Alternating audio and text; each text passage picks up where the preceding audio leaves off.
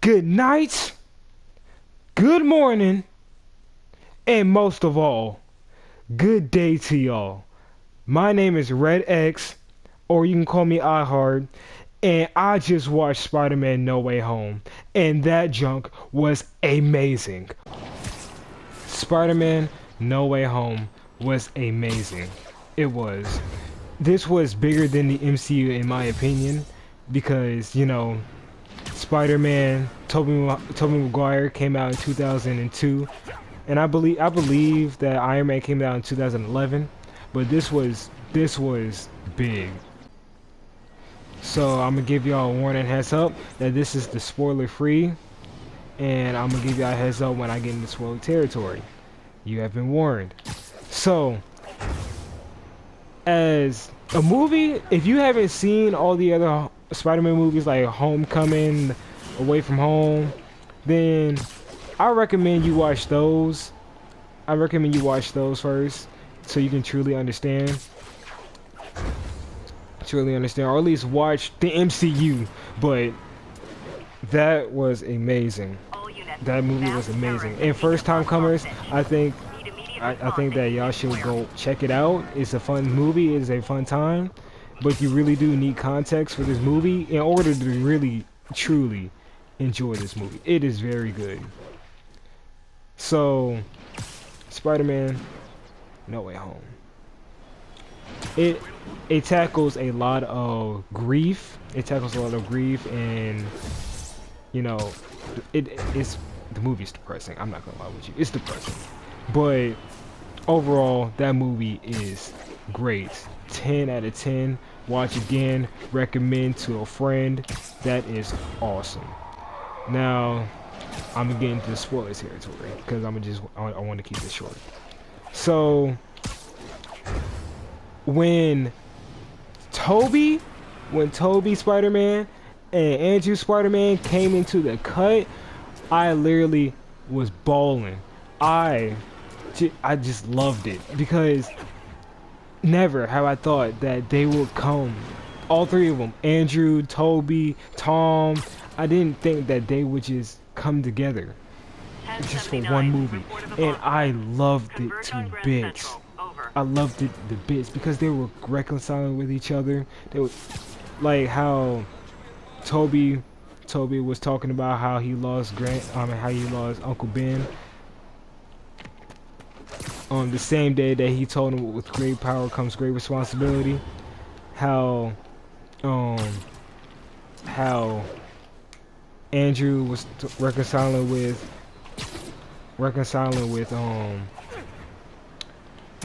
Tom after Aunt May died, and he was saying how Gwen died and he couldn't forgive himself for that. It was awesome. It was truly bliss. And I just love it because I don't know if it's true or not, but I just feel as if they just made the Andrew movies and the Toby movies canon to that universe, or at least canon to the multiverse. And I hope they come back in the future movies. But that was awesome. I love the moment where at the end where Tom was about to literally murder the Green Goblin, and Toby came out and looked at him like, no, don't do this. This isn't you. This is not what we do. We don't kill. Well, we do kill, but when it's the last resort, and we try to not make that the last resort. But he was looking at him like, don't do it, and he literally saved the Green Goblin. And for y'all who watched the Toby movies, y'all know that Osborn had a split personality between Osborn and the Green Goblin. And Goblin, I'm gonna just say Goblin and Osborn. Goblin stabbed Toby in the back. Stabbed him in the back. He didn't die, but he stabbed him in the back.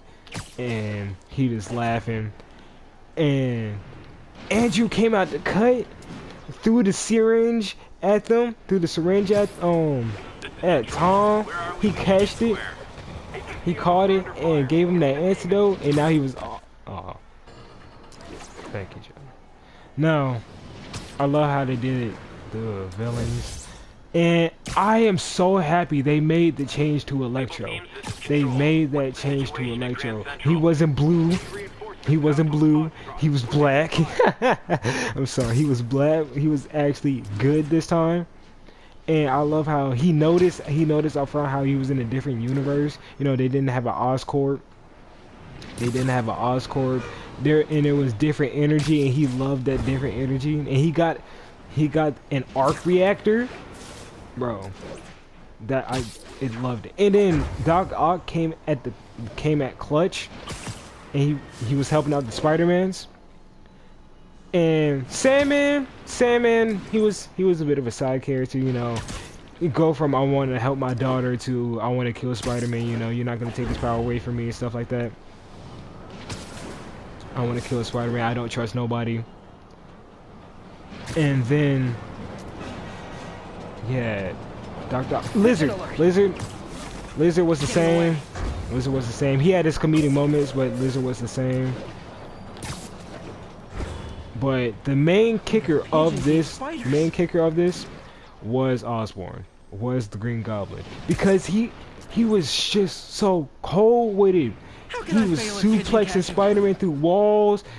He was giving him that work. He was giving him that mother effing work. Giving him a run for this money. But what really got me was when Aunt May died. Yes, Aunt May died.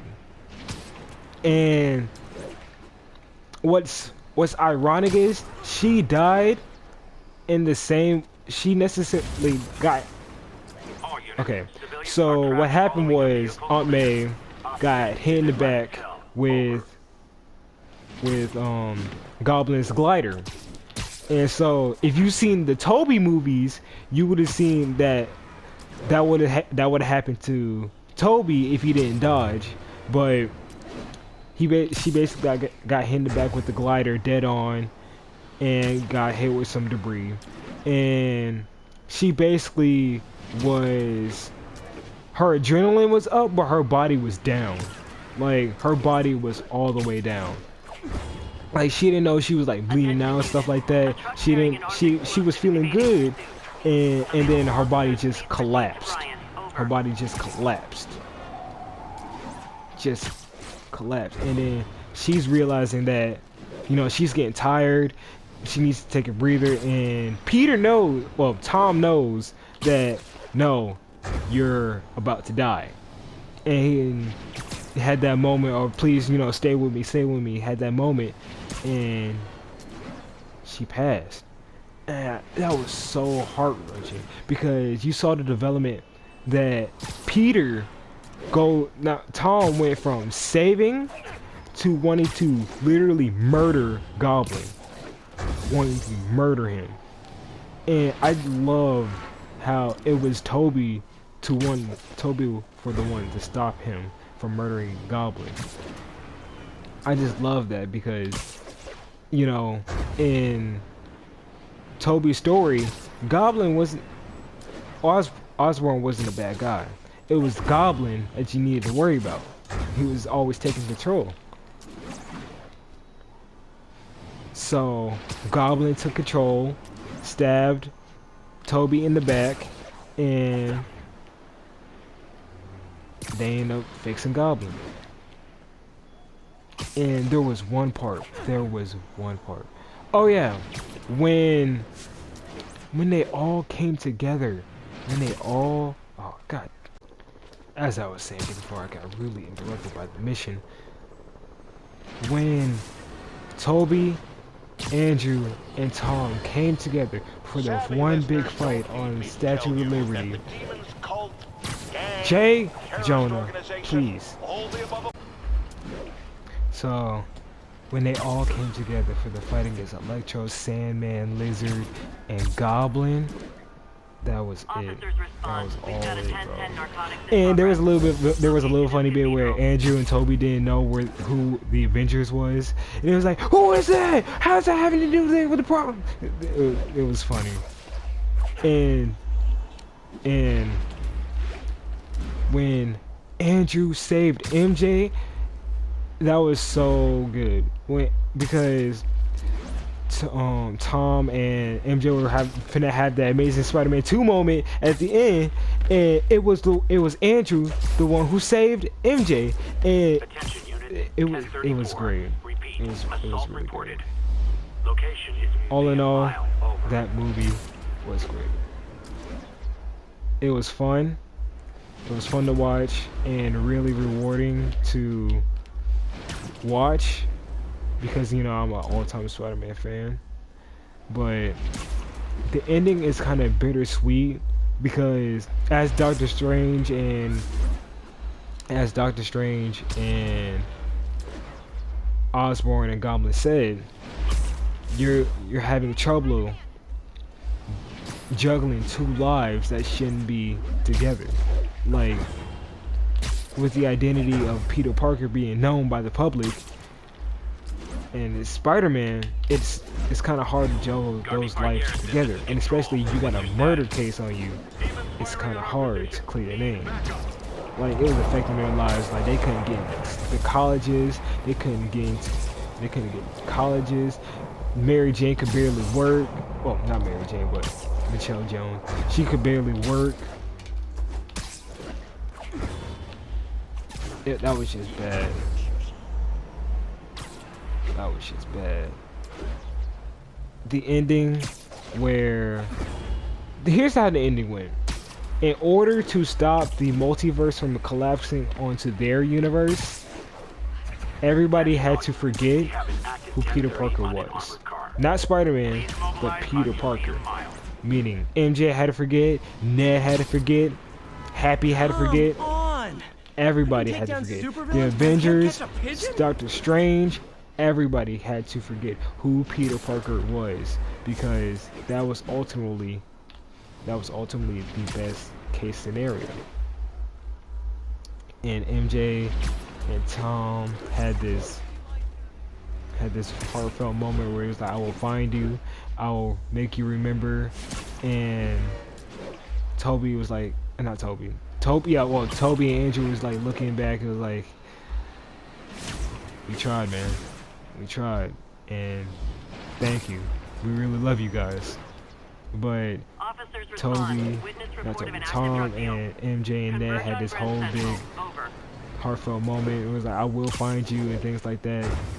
And Doctor Strange basically casted a spell where nobody knew who Peter Parker was. He never existed. And Peter goes to MJ's workplace, and she acts as if she doesn't know him.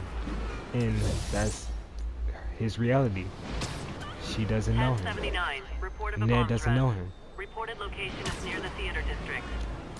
And it's kind of a bittersweet ending to go off on, but it was just the best case scenario. And now I want to get into a little bit of Easter eggs. So when the multiverse was about to collapse onto them, there was silhouettes of different Spider-Man allies or villains. Like, I can give you two. There were Rhino and Scorpion. I could see Rhino and Scorpion coming through. And Electro mentioned when he was talking to Andrew, Electro was like, man, you're all cool. You know, you got a good face, but I just wish you were black, man. If you were black, I wouldn't be having a problem with you. And he's saying, oh, I just wish there was a black Spider-Man. And everybody know who the black Spider-Man is, Miles Morales. And Miles Morales already got eavesdropped, already got name dropped in Homecoming by the Prowler. He's like, hey, you know, I got a nephew, and he really looks up to you and stuff like that. And I just don't want to see him like this. But he already got dropped off, and I'm like, oh yeah, it's coming together. It's coming together. All in all, the movie was great, and I do recommend if you just want to have a fun time, it's a good movie to see. If you go in there for Spider-Man, yes, that is a must-see for Spider-Man. It is. And all in all, that movie was great. But a far more alarming possibility came to mind. I guess that's the end of the review for right now. But post-credit, I forgot about the post-credit.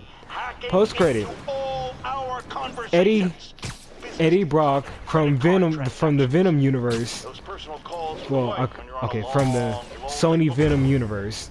He was like, so you're telling me you got a purple dude who likes stones, you got a man in an iron suit just flying around, and he was drunk, and Venom was like, Eddie, we are drunk, we should go.